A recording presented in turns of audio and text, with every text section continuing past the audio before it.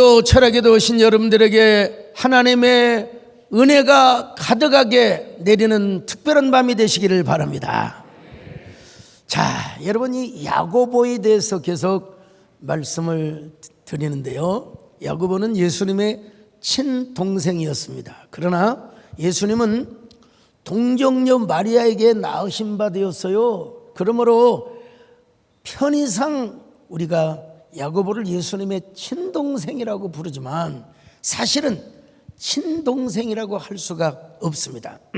여러분, 예수님은 성령으로 잉태되신 하나님의 독생자이시고 야고보와 유다는 요셉이 마리아와 동침하여 낳은 아들들이었습니다. 그런데 이 야고보도 예수님이 살아생전에는 예수님을 안 믿었다고 했지 않습니까? 예. 언제 믿었느냐? 부활하신 예수님을 목격한 후에 예수님을 믿었습니다. 그리고 예루살렘 교회의 중요한 지도자가 되었다는 말씀을 드렸습니다. 그런데 그 야고보 선생이 야고보서를 썼습니다. 야고보서를 보면 특이한 점이 있는데 사실 여러분, 인간적으로 볼 때 예수님을 자신의 형님이라고 소개할 수 있지 않습니까? 그런데 뭐라고 합니까? 자기가 예수 그리스도의 종이래요. 내가 예수님의 친동생이라. 여러분, 절대로 과시할 수도 있었지만 아니래요. 자기는 그리스도의 종이래요. 자, 야고보서 1장 1절 같이 읽습니다. 시작. 하나님과 주 예수 그리스도의 종 야고보는 흩어져 있는 12지파에게 문안하노라. 하나님과 주 예수 그리스도의 종 야고보라. 그리고 흩어져 있는 디아스포라 크리스찬들을 12지파라고 표현을 했습니다. 자, 야고보서 1장 1절 다시 봅니다. 시작. 하나님과 주 예수 그리스도의 종 야고보는 흩어져 있는 12지파에게 문안하노라. 여러분, 야고보서에 여러 교훈들이 있지만 야고보서 4장을 보면 우리의 진정한 영적 전쟁이 정욕과의 싸움이라고 고백하고 있어요. 야고보서 4장 1절을 보십니다. 시작. 너희 중에 싸움이 어디로부터 다툼이 어디로부터 나느냐? 너희 지체 중에서 싸우는 정욕으로부터 나는 것이 아니냐? 여러분, 우리의 영적 싸움이 우리 안에 있는 정욕 때문이래요. 이 정욕이란 말은 여러분, 쾌락적 차원에서의 정욕을 의미하는 것입니다. 그러므로 우리 안에서 일어나는 영적 싸움은 대부분 자기 만족, 자기만의 내 안에 있는 그 마음과 마음의 갈등이요.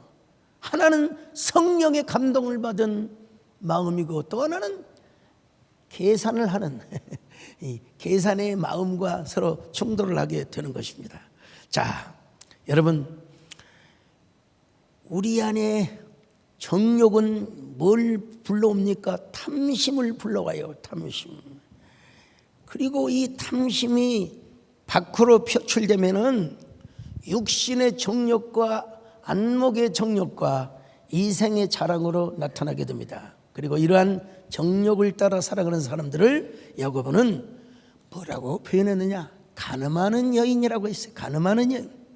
아니, 가늠하는 여인일 뿐 아니라 하나님과 원수라고 여러분 표현하고 있습니다. 야고보서 4장 4절을 보십니다. 시작. 가늠한 여인들아, 세상과 벗된 것이 하나님과 원수됨을 알지 못하느냐? 그런즉 누구든지 세상과 벗이 되고자 하는 자는 스스로 하나님과 원수되는 것이니라. 참, 여러분, 이 말씀을 바울 사도 같은 분이 했더라면 그렇겠구나, 그렇게 이해할 수도 있는데 예수님의 친동생인 야고보가 이런 소리를 외쳤다고 하는 것은 굉장히 의미가 가득하다고 이야기할 수 있어요. 구약을 봐도 그렇습니다. 여러분, 하나님께서 당신의 강력한 권능으로 이스라엘 백성들을 애굽에서 구출해내셨잖아요. 그리고 뭘 삼았어요?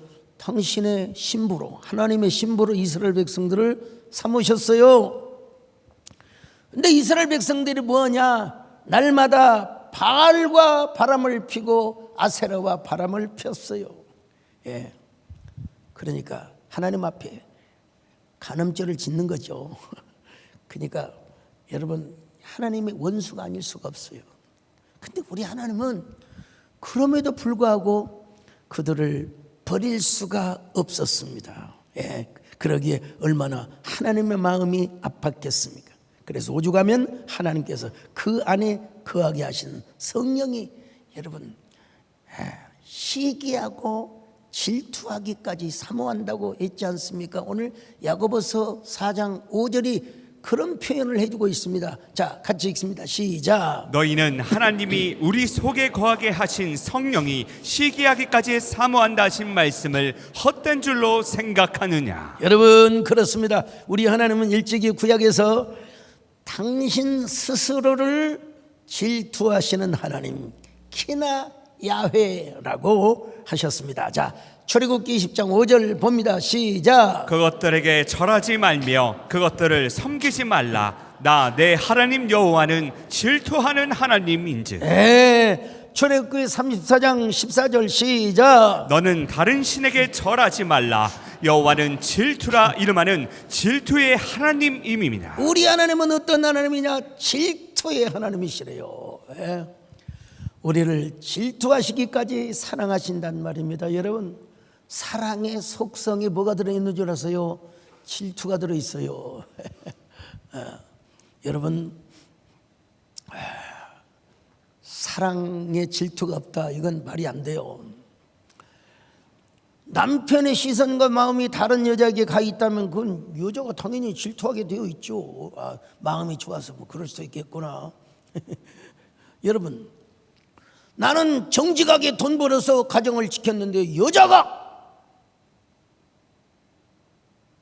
세상에 남편이 벌어다 둔 돈을 가지고 가서 흥청망청 쓰고 다니면서, 여러분, 그러면 남편이 가만히 있기 화가 나지.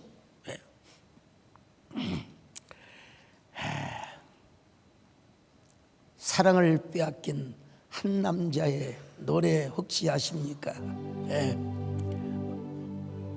나의 모든 것을 다 뺏어가 버린 여인, 세상에 나의 모든 것을 다 앗아가 버린 여인.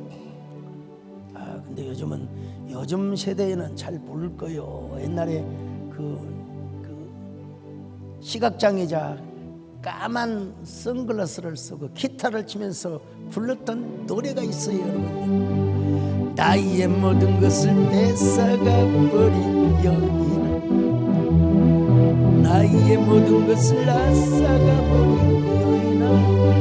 그냥 합시다, 그냥 이 정도. 우리 하나님도 온 열정을 다해서 이스라엘 백성들을 사랑하셔서 모든 걸 다 주셨습니다. 여러분, 애굽의 신들을 꾸짖으시며 책망하시고 벌을 주셔서 이스라엘 백성들을 출애굽시켜서 시내산에서 언약을 맺었는데, 그게 바로 신랑과 신부가 되는 언약을 맺은 거예요. 여러분, 고대 근동에서 신랑은 반드시 신부에게 해야 할 의무가 있어요. 그럼 거처를 줘야 돼, 거처. 아무리 사랑을 해도 여러분, 거처가 없으면 안 돼요. 그리고 또 일정한 그 돈을 처갓집에 줘야 돼요. 참, 옛날 같으면 돈 없으면 장가도 못 가요. 장인 어르신에게 가서 돈을 갖다 바치고 여자를. 그게 고대 근동의 결혼 문화 제도였습니다, 여러분요. 우리 하나님은 이스라엘 백성들에게 가나안 땅이라고 하는 선물도 주었죠. 또 하나님의 성막이라고 하는 나중에 성전 제도로 굳혀져 갔습니다만은, 우리 하나님이 이스라엘 백성들을 막 사랑하셨습니다, 여러분요. 그러면서 나의 사랑을 모르느냐? 우리 남년 장로님이 한동안, 이 노래는 지금도 불멸의 노래일 겁니다, 여러분요. 불타는 이 마음을 믿어주세요. 말 못하는 이 마음을 알아주세요. 비록 이게 세상 홀라면 확실하게 하고요. 불타는 이 마음을 믿어주세요. 말 못하는 이 마음을 알아주세요. 그 누가 이 세상을 다 준다 해도 주님이 없으면 나는 못 살아. 여러분, 이 세상도 얘기는 하지만 이스라엘과 우리를 향한 하나님의 마음을 너무나 잘 대변해 준 것 같습니다. 우리 하나님께서 이런 마음으로 이스라엘 백성들을 사랑하셨습니다.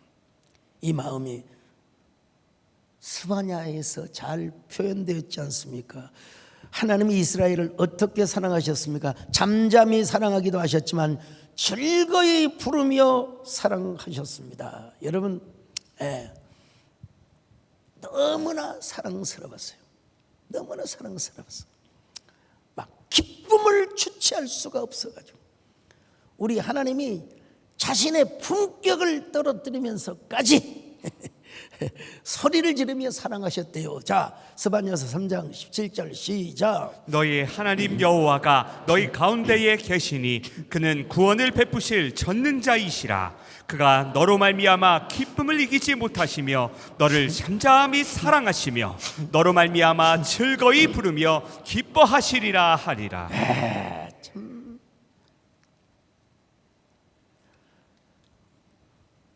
여러분들, 우리 하나님은 질투하시는 하나님이에요.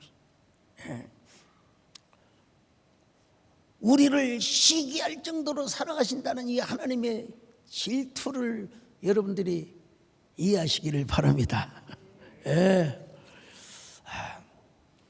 그래서 여러분, 우리 하나님이 우리를 막 그냥 일방적으로 열정적으로 사랑하시다가 그런데 이스라엘 백성들이 바알과 아세라 저 산당에 가서 제사를 드리고 이방신을 섬길 때 우리 하나님이 얼마나 배가 아프시겠습니까, 여러분요? 그럴 때 우리 하나님이 어떤 하나님이냐? 이스라엘을 향해 질투를 하신다 이 말이야. 견딜 수 없는 아픔으로 시기를 하신다 이 말이야.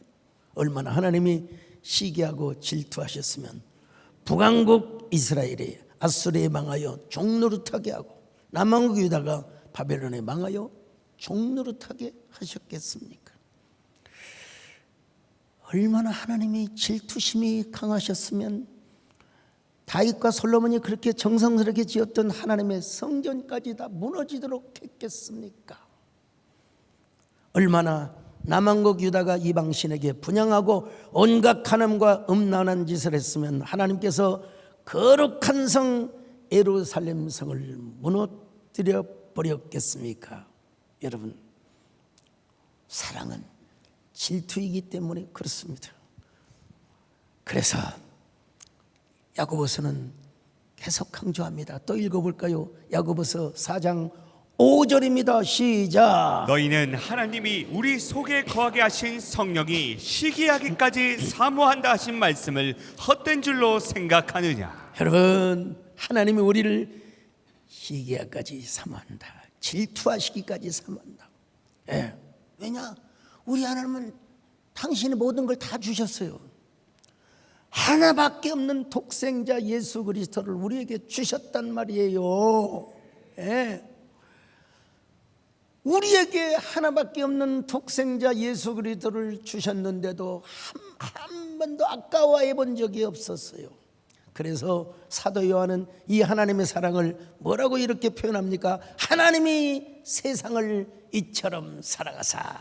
요한복음 3장 16절 시작. 하나님이 세상을 이처럼 사랑하사 독생자를 주셨으니 이는 그를 믿는 자마다 멸망하지 않고 영생을 얻게 하려 하심이라.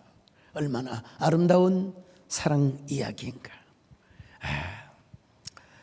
아니, 독생자 예수 그리스도를 이 땅에 보내어 주시는 것으로 끝나지 않고 십자가에 못 박혀 죽도록 하셨단 말입니다. 그리고 우리를 하나님의 자녀, 또한 어떤 의미에서 영적인 신부로 삼아 주셨어요. 여러분, 이러한 하나님의 사랑 이야기가 어느 경전에 나와 있습니까? 이 미스테리한 신비적 사랑의 이야기가 얼마나 아름답고 감동적인 이야기입니까? 없어요. 어렸을 때 불교 성전을 제가 다 읽어도 없어요. 아무리 어떤 철학자들, 어떠한 종교의 창시자들도 이런 말을 한 적이 없어요. 여러분, 성경에 밖에 없습니다. 할렐루야. 아름다운 이야기가 구세주의 사랑 이야기, 영광스러운 천국 떠난 삶, 나와 같은 제일 구하리, 주님의 그 사랑은 정말 놀랍네. 주님의 그 사람들은 이해할 수 없어요. 사람들은 이해할 수 없어요. 주를 보낸 하나님 사랑, 이 사랑이 나를 살게 하네. 갈보리의 구속의 사랑, 주님의 그 사랑 정말 놀랍네. 주님의 그 사랑 정말 놀랍네. 나를 위한 그 사랑. 자, 그런데 이런 하나님의 사랑을 한 몸에 받은 우리가 가늠하는 여인처럼 살아서야 되겠습니까? 날마다 내 안에 있는 정욕을 따라서 이 세상이나 세상에 있는 것들을 사랑하며 살아가서야 되겠습니까? 여러분, 그럴 때 하나님은 우리를 향하여 질투를 하신단 말이에요. 언제나 우리 하나님 앞에서 정결한 삶을 살아가시기를 축원합니다. 그럼 우리가 어떻게 정결한 신부, 정결한 처녀로 살아갈 수가 있단 말입니까? 먼저 하나님의 은혜를 붙잡고 겸손하게 나아가야 합니다. 할렐루야. 야고보서 4장 6절입니다. 시작. 그러나 더욱 큰 은혜를 주시나니 그러므로 일렀으되 하나님이 교만한 자를 물리치시고 겸손한 자에게 은혜를 주신다 하였느니라. 여러분, 성결한 삶과 순결한 삶은 절대로 내 힘으로 이루어지지 않습니다. 철저하게 하나님의 은혜로 가능하고 하나님의 능력으로만 가능합니다. 그 어떤 경우도 우리의 힘으로 되는 게 아닙니다. 우리에게 물론 도덕성과 윤리성이 중요하지요. 타고난 성품이 강직해야죠. 법 없이도 살 수 없는 사람이 되어야지요. 그러나 하나님 보시기에 진정한 청결의 삶, 순결의 삶은 오직 하나님의 은혜로 말미암는다는 사실을 아셔야 합니다. 그러니까 우리는 철저하게 하나님의 은혜를 의지하고 겸손해. 나는 하나님 없이는 살 수가 없습니다. 하나님의 은혜 없이는 절대로 순결한 삶을 살 수가 없습니다. 주님만 있어야 됩니다. 우리가 그렇게 고백하는 저와 여러분 되시기를 바랍니다. 나는 주님 없이는 살 수가 없습니다. 주님이 도와주셔야 합니다. 주님 한 분만으로 나는 만족합니다. 주님만 있으면 됩니다. 주님 없이는 살 수가 없습니다. 주님이 도와주셔야 합니다. 주님 한 분만으로 나는 만족합니다. 주님만 있으면 됩니다. 주님 없는 기쁨은 오히려 심판의 길로 인도합니다. 주님 없이는 살 수가 없습니다.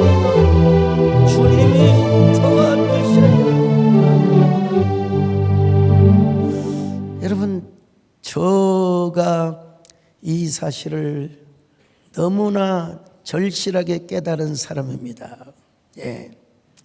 하나님이 저를 붙잡아 주시지 않았더라면 금방 세상을 좋아하고 세상 쾌락에 푹 빠져서 살아갈 수도 있었던 사람입니다. 예. 여러분, 아주 양반종의 신사 젠틀맨 윤덕구 장로님, 자, 저를 기본적으로 봤을 때 저에게 끼가 있을까요, 없을까요? 당연히 있죠. 당연히 있죠. 예. 제가 여러분 끼가 있는 사람입니다. 뭐에 빠지면 푹 빠져버릴 수 있는 사람입니다. 세상과 짝짝꿍하며 살아갈 수 있는 가능성이 많은 사람이에요. 근데 저는 그럴 수가 없어요. 술을 마실 수가 있습니까? 여러분, 예. 키가 크고 외모가 출중해서 우리 정문사님 말씀이 맞긴 맞죠, 사실은. 예. 단번에 사람을 혹하게 만들 사람은 또 아니잖아요.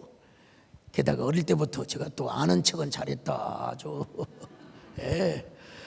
절대로 못난 척하진 않았어요. 잘난 척했지요. 예. 저희 학교 다닐 때, 초등학교 때 담임선생님이 물어봤어요. 야, 너희들 가정에 재산이 1,000만 원 이상 되면 손 들어봐라. 전 들어버렸어요. 들어버렸어, 그냥. 아니, 우리 바로 밑에 집에 거기는 돈을 막 수십마지기 줘요. 거기는. 그도 안 들었어요. 저는 들었어요. 그래서 남들은 줄을 서서 옥수수 가루, 빵, 그 다음에 우유가루를 타서 먹는데 저는 1,000만 원이라고 하는 재산. 여러분, 그때 1970년 초반에 1,000만 원이면 여러분 저 사당동에 저 집 2채, 3채 삽니다. 네. 참. 집에 와서 이제 그런 얘기를 했더니 저희 아버님이 그래요. 이 녀석아, 가난하다고 우리가 어떻게 1,000만 원이냐고. 그래서 나는 절대로 가난하다 소리를 듣고 싶지 않습니다. 다행히 저희 작은 누나와 또 둘째 형님이 그것을 다 와서 내가 우유가루 맛을 먹었지. 저는 제 손으로 한 번도 깡냉이 빵이나 무슨 전지분유 얻어먹어 본 적이 없습니다. 제가 보니까 어렸을 때 굉장히 자존심이 강했던 것 같아요. 예수님을 믿고 나서 그것이 자존감으로 연결이 되었고요. 예. 근데 여러분, 이 자존감이 너무 지나쳐도 교만으로 연결될 수가 있어요. 그래서 자존감도 예수 그리스도 안에서 높아야지요. 자기 혼자 자존감이 높으면 스스로 뭐가 돼요? 돈키호테가 될 수가 있어요. 돈키호테. 하나님이 제일 싫어하는 게 무엇인 줄 아세요? 교만입니다, 여러분. 자, 베드로전서 5장 5절 시작. 젊은 자들아, 이와 같이 장로들에게 순종하고 다 서로 겸손으로 허리를 동이라. 하나님은 교만한 자를 대적하시되 겸손한 자들에게는 은혜를 주시느니라. 겸손한 자들에게 은혜를 주신다. 할렐루야. 잠언 16장 18절이요 시작. 교만은 패망의 선봉이요 거만한 마음은 넘어짐의 앞잡이니라. 교만이건 거만한 마음이건 다 똑같은 말이죠. 아무튼 간에요. 예. 여러분, 진짜 교만이 뭔 줄 아십니까? 하나님 없이도 살 수 있다는 거예요. 하나님 없이도 얼마든지 내가 도덕적으로 윤리적으로 선한 삶을 살 수 있어요. 이거 진짜 교만입니다, 여러분. 잘난치 않은 것보다 더 큰 교만입니다, 여러분. 그러니까 이 사람은 하나님보다 자기 의가 더 높아요. 언제나 하나님 앞에 올 때 누더기 옷을 입고 하나님, 나는 죄인입니다. 주님 없이는 살 수가 없습니다. 이렇게 고백을 해야 되는데 내가 너무나 어려워서 내가 이걸 언제 깨달은, 고등학교 3학년 때 깨달았다니까요. 남들은 다 은사 받는데 나만 못 받아요. 알고 봤더니 내가 너무 어려웠어요. 내가 너무 어려웠어요, 여러분. 예. 그런데 여러분, 이런 교만은요, 복음이 없는 이방 세계에서도 금기사항으로 가르쳐 왔습니다. 이런 걸 보면요, 참, 야, 하나님은 이방 사회에도 어떤 질서, 그다음에 어떤 사회의 어떤 안전 보장 시스템을 위하여 나름대로의 지도자들을 보내준 것 같아요. 주역 우리가 뭐 참고만 할 일이지만 그래도 자 중국의 상고 시대에 복희 씨부터 시작하여 공자님이 다 이걸 보완하고 다 그래서 이제 집대성을 했다고 할 수 있는데 여러분 이 성경이 아님에도 불구하고 주역에서조차 한 사람이 성장하여 성공에 이르는 과정을 6단계로 말을 합니다. 6단계로 설명을 합니다. 그 이르는 과정을 용으로 비유를 하는데 여러분 그냥 용은 어디까지나 비유입니다. 비유. 하나님을 몰랐던 시대에는 그냥 그런 언어를 쓸 수밖에 없었어요. 아직 용이 되지 못한 이무기가 용이 되기 위하여 연못 깊은 곳에 몸을 낮추고 있는 단계라 이 말입니다. 이를 주역에서는 뭐라고 말하냐면 잠용물용 곧 용이 물속에 잠겨 있으니 아직 나서지 말라라. 때가 안 됐다. 설치지 마라 이 말입니다. 섣불리 자기 자신을 드러내지 말고 때를 기다리며 실력과 덕을 길러야 한다. 우리 예수님께서도 여러분 아직 내 때가 이르지 아니하였나이다. 이 때를 이야기하고 있어요. 참 상당히 깊은 얘기를 한다. 그러다가 이 잠룡이 어느 정도의 힘을 갖춰 세상의 모습을 드러내기 시작하면 그걸 뭐라고 하느냐 현룡이라고. 현룡제전 이견대인이라 표현합니다. 용이 들판에 나타났으니 대인을 만나는 것이 이롭다. 이제 좋은 사람, 나에게 이로운 사람, 좋은 사람을 만나는 것이 이제는 사람이 필요하다는 겁니다. 그동안 길러온 능력과 덕이 세상에 알려지기 시작했단 말입니다. 뛰어난 인물이 세상의 모습을 드러내자 군왕과 대인이 그를 주목하기 시작하는 거예요. 따라서 현룡은 자신의 능력과 덕이 세상에 드러나고 인정받기 시작하는 그때라고 이야기를 합니다. 근데 여러분 우리의 삶을 얘기하는 거예요. 그냥 우리 그 동양 특별히 중국에서부터 내려왔던 그런 언어를 그냥 차용해서 쓸 뿐입니다. 여러분 사람이 얘기를 하고 있는 겁니다. 세 번째 단계는 청룡. 척은요 두려워하고 경계하며 말과 행동을 조심하고 삼가해야 한다는 뜻입니다. 따라서 끊임없이 조심해야 한다. 승진을 하고 진급을 했다고 해서 잘난 체를 해서는 절대로 안 된다. 왜냐하면 들판에 나와서 광장에 나와서 군왕에게 인정을 받고 신임을 얻기 시작하면 그를 인정하는 사람도 생기지만 동시에 그를 시기하고 견제하는 사람도 많아진다는 거예요. 그러므로 이런 때일수록 자신의 언행을 조심하고 경각심을 가져야 한다. 참 그 일리가 있는 것 같아요. 아무튼 간에요. 이에 대해 주역은 종일 건건 석척이하기라. 낮에는 온종일 쉬지 않고 힘쓰며 저녁에는 자신의 허물을 돌아보며 삼간다. 낮에는 성실하게 감당하고 밤에는 자신의 행동에 잘못이 없었는지 돌아보아야 한다. 언제나 자기 자신을 성찰하라는 말이죠. 이거 여러분 제가 아주 옛날부터 알고 있었던 건데 언젠가도 제가 말씀 한번 드렸을 거예요. 네 번째 단계는 양용 단계요. 흑약재연 곧 뛰어오르기도 하고 연물에서 머물기도 한다는 표현입니다. 본격적으로 되어갈 수 있는 힘을 갖추었지만 아직은 하늘로 올라가지 못했기 때문에 여의치 않으면 다시 연못에서 필요할 때는 숨을 필요가 있다는 것입니다. 본인의 능력과 실력이 충분히 검증이 있지만 너무 성급하게 다가가면 실패하거나 토사구팽을 당할 수 있기 때문에 분별할 수 있는 지혜가 필요하다. 분별할 수 있는 지혜가 필요하다. 이것이 저의 목회에도 참 상당히 많은 그 교훈을 줬어요. 다섯 번째는 비룡의 단계입니다. 주역은 이 단계에 대해서 비룡 제천 이견 대인이라고 말합니다. 날아가는 용이 하늘에 있으니 대인을 만나는 것이 이롭다. 이제 소인을 만나는 게 아니라 군자 대인을 만나는 것이 이롭다.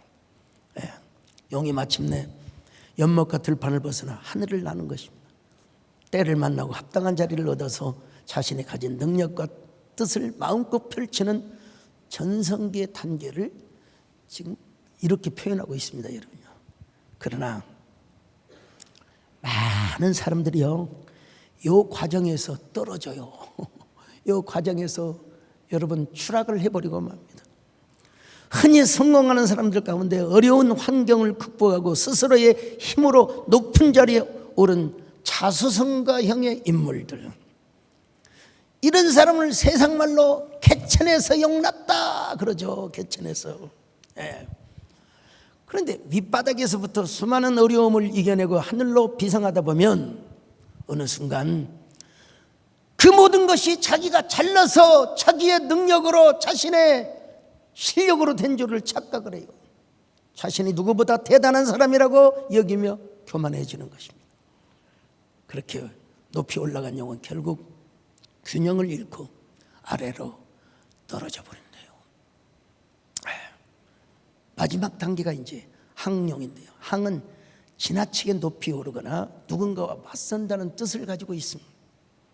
따라서 항용은 성공의 주에 자만심에 빠지고 마침내 백성과 현자의 목소리마저 듣지 않으려고 하는 사람.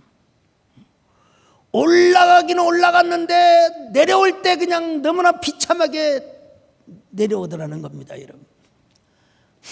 항용유해라. 지나치게 높이 오른 용에게 오히려 후회가 더 많다는 말입니다.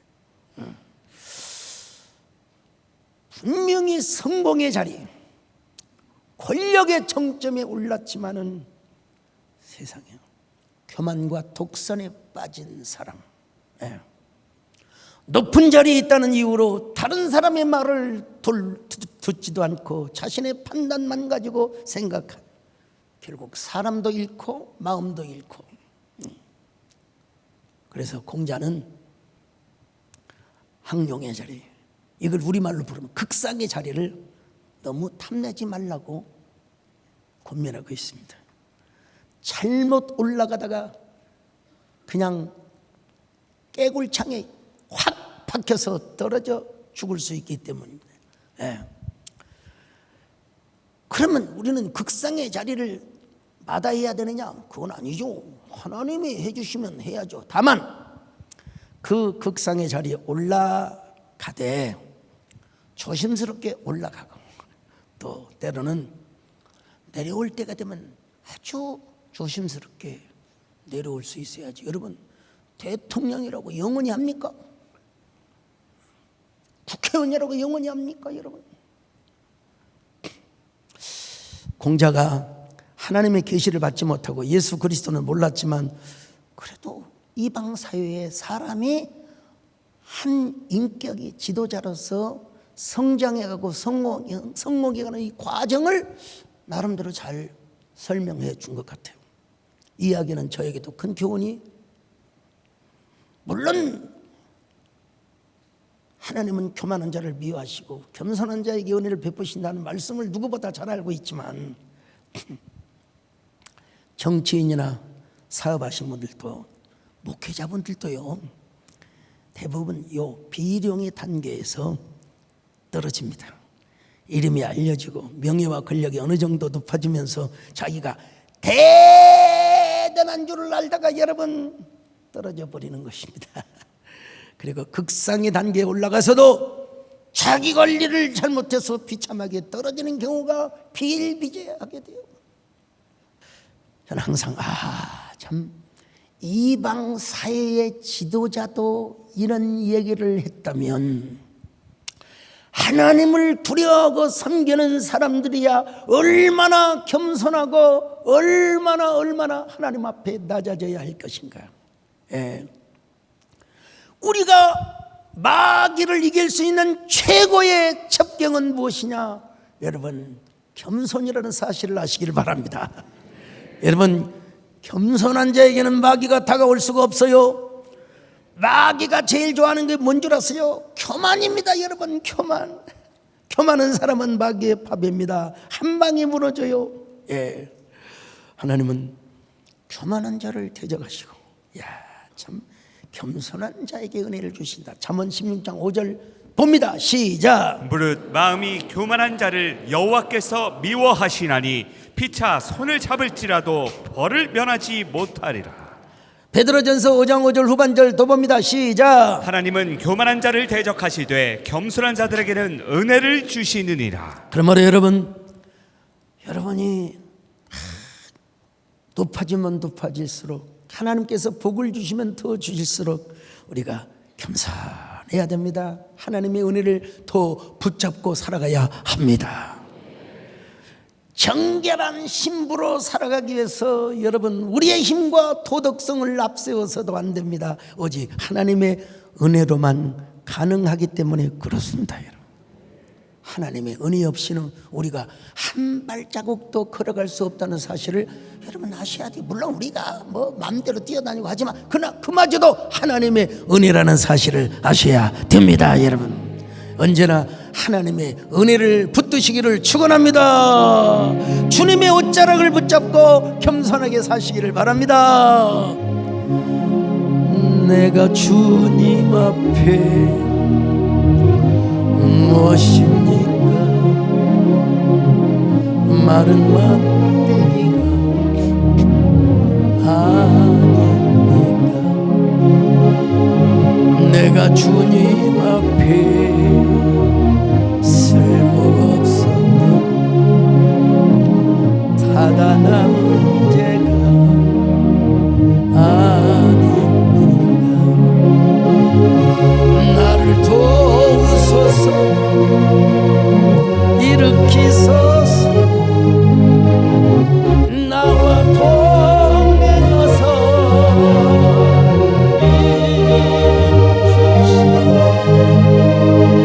내 영혼 기쁨을 얻게 하시니 주님을 기쁘게 하옵소서. 주님을 기쁘게 하옵. 겸손뿐만이 아닙니다. 여러분, 하나님께 복종하고 마귀를 대적해야 됩니다. 자, 야고보서 4장 7절입니다. 시작. 그런즉 너희는 하나님께 복종할지어다. 마귀를 대적하라. 그리하면 너희를 피하리라. 여러분, 아브라함이 왜 그렇게 위대할 수 있었습니까? 그렇게 위대한 축복의 조상이 될 수 있었습니까? 하나님께 무조건 순종을 했어요. 하나님의 말씀이라면 본토와 친척과 아비집을 떠나 하나님의 지시할 땅으로 갔습니다. 여러분, 하나밖에 없는 독자 이삭을 모리아 산에 가서 드리라고 하니까 세상에 그걸 다 순종했다니까요. 모세가 왜 그렇게 강하고 여호수아가 그렇게 담대했습니까? 여러분, 이유는 뭐예요? 순종했기 때문에. 순종. 여러분, 언제나 순종하는 주의 거룩한 정결한 신부들이 되시기를 바랍니다. 근데 이 순결한 사람은 뭐를 하고 살아가요? 마귀를 대적하며 살아갑니다. 여러분, 마귀를 대적하고요. 마귀를 대적해야 마귀가 물러갑니다. 여러분, 세상에서도 싸우려면 편가르기를 하잖아요.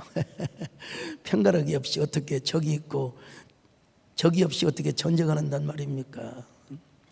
하나님 앞에서야 더 그렇지 않겠습니까? 하나님 앞에서 우리가 영적 전쟁을 잘하려면요, 딱 일단 편을 잘 갈라놔야 돼요. 요거는 마귀 편, 요거는 하나님 편. 경계선을 딱 구분을 해야 돼요, 여러분. 이거는 마귀가 주는 것이고 이거는 하나님께 속한 것이고. 예. 우리가 선을 잘 그어야 돼요. 구별 경계선을 잘 그어야 돼요. 예. 그러면 우리가 거룩한 삶을 살게 되고 정결한 주의 신부로 살아가며 마귀와의 전쟁에서 승리할 수가 있게 될 수 있습니다. 여러분, 세상과 짝짝꿍하고 마귀와 생각에 허청하게 그냥 그 짝짝꿍하면요, 참 마귀가요 우리 마음에 이렇게 속삭입니다. 두려워하지 말라, 놀라지 말라. 내가 너와 함께 하면이라. 왜 여기서 또 아멘이라 와요 지금? 마귀가 이렇게 속삭여 주는 거라니까 지금. 어쩌면 그렇게 너는 나를 닮았니? 아멘도 때가 있죠. 여기서 아멘을 하면 어떻게 돼요? 예. 여러분, 우리는 선을 딱 그어놔야 돼요. 싹 그어놔야 돼요. 예. 이쪽은 마귀 생각, 이쪽은 하나님 생각.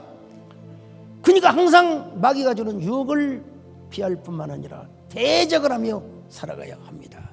그런 사람이 승리할 수 있습니다. 할렐루야. 마귀들과 싸울지라, 담대하게 싸울지라. 저기 악한 적들과 심판의 날, 멸망의 날, 내가 선한 앞에 못 다가오리. 할렐루야.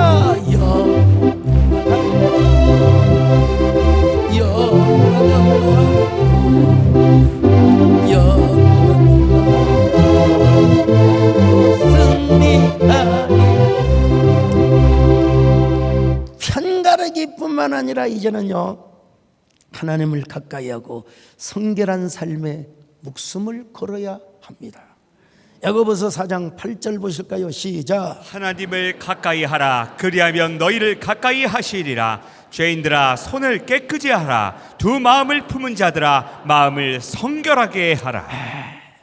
우리가 선을 그어서 하나님 편에 속한 것이 참 중요하지요. 근데 이 사람은 이제는 하나님을 향하고 하나님 편에 속해 있고 하나님을 가까이 하고 하나님을 섬기는 것이 자신의 재산이요, 기업이요, 모든 목록이라고 생각을 합니다. 예. 여러분, 이런 사람은 꿈에도 소원은 늘 찬송하는 것입니다. 예. 숨질 때 되도록 주님을 가까이 하려고. 여러분, 항상 주님을 가까이 하십시다. 할렐루야. 그것이 우리의 최고의 행복이요 재산이며 무기로 여기시기를 바랍니다. 내 주를 가까이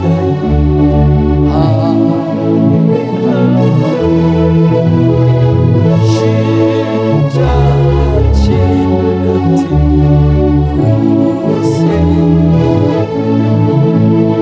내 일생 소원 늘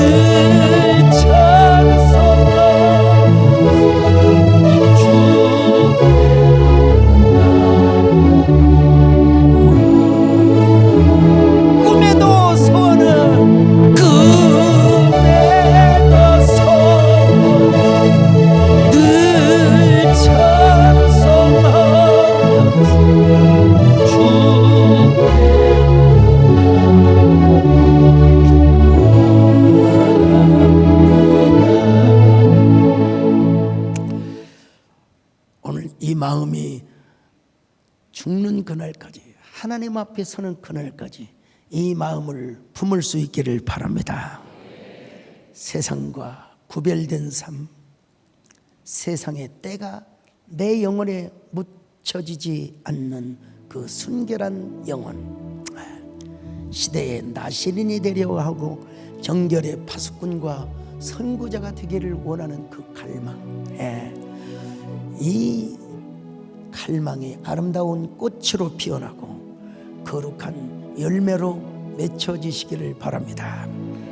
그러므로 사랑하는 여러분, 여러분은 절대 세상과 벗하지 마시기를 바라고, 이럴 때는 이제 아멘 해도 돼요. 시대에 정결한 하나님의 자녀요 신부들이 되시기를 바랍니다. 순결한 하나님의 아들이 되고 딸들이 되시기를 바랍니다. 그래서 하나님 앞에 항상 승리하며 하나님께 영광 돌리는 저와 여러분 되시기를 주님의 이름으로 축원합니다. 하나님의 사랑 영원히 함께하리. 십자가의 길을 걷는 자에게 순교자의 사랑에게 조롱하소서. 세상 유혹 속에도 주의 순결한 신부가 되리. 내 생명 주님께 드리. 내 순결 주님께 드리리. 내 헌신 주님께 드리리.